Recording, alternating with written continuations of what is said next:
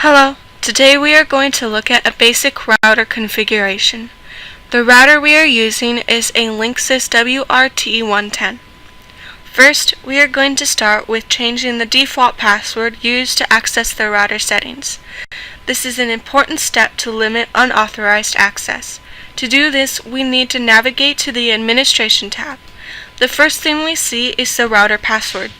We are going to change this to KNS Silverdale for this demo. Be sure to write down the password you choose just in case. Re-enter the password in the next box to confirm. Now save the settings and wait for the page to reload. You will be asked to enter the new password to access the router settings once again.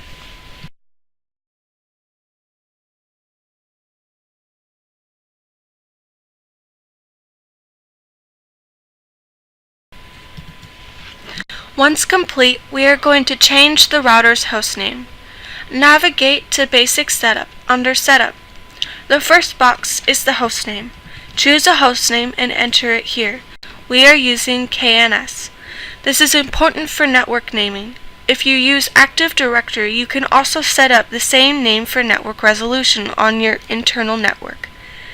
Once entered, save the settings and wait for the page to reload. Now we move to creating a custom DHCP pool. The DHCP server maintains a pool of IP addresses and leases an address to any DHCP-enabled device when it starts up on the network. Because the IP addresses are dynamic, leased, rather than static, permanently assigned, addresses no longer in use are automatically returned to the pool to be used again.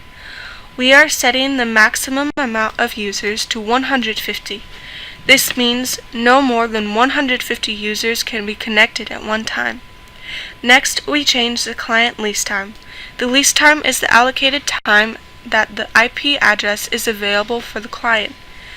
The reason for changing the lease time is if one device connects to the router, it is assigned an IP address. Here we change our lease time to 60 minutes. Once finished, click Save and wait for the page to reload.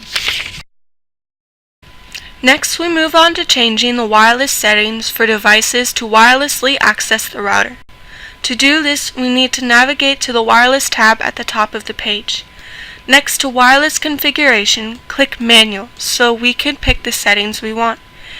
Where it says Network Name, SSID, we are going to change it to KNS Wi-Fi. The SSID is the name of the network that wireless devices will see to access the router.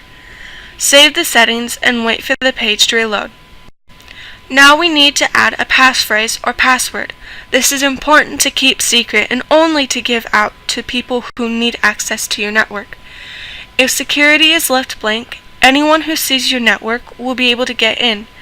To do this, navigate to the top again, and under Wireless click Wireless Security. Next to Security Mode, change it from Disabled to WPA to Personal. Leave the encryption as TKIP or AES. Now we can choose a password. Ours is going to be Silverdale Wi-Fi. Once you choose a password, be sure to write it down just in case. Click Save Settings and wait for the page to reload. Lastly, we talk about WAN. WAN stands for Wide Area Network. The WAN port on your router is where the internet comes from your modem. When this occurs, one of two things happen. Either you get a static IP address from your internet service provider, or you get a dynamic IP address automatically from your router.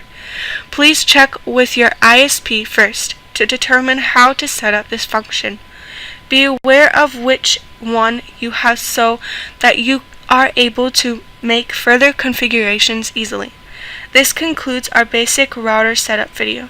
Thank you for watching Kitsap Networking Services how-to videos.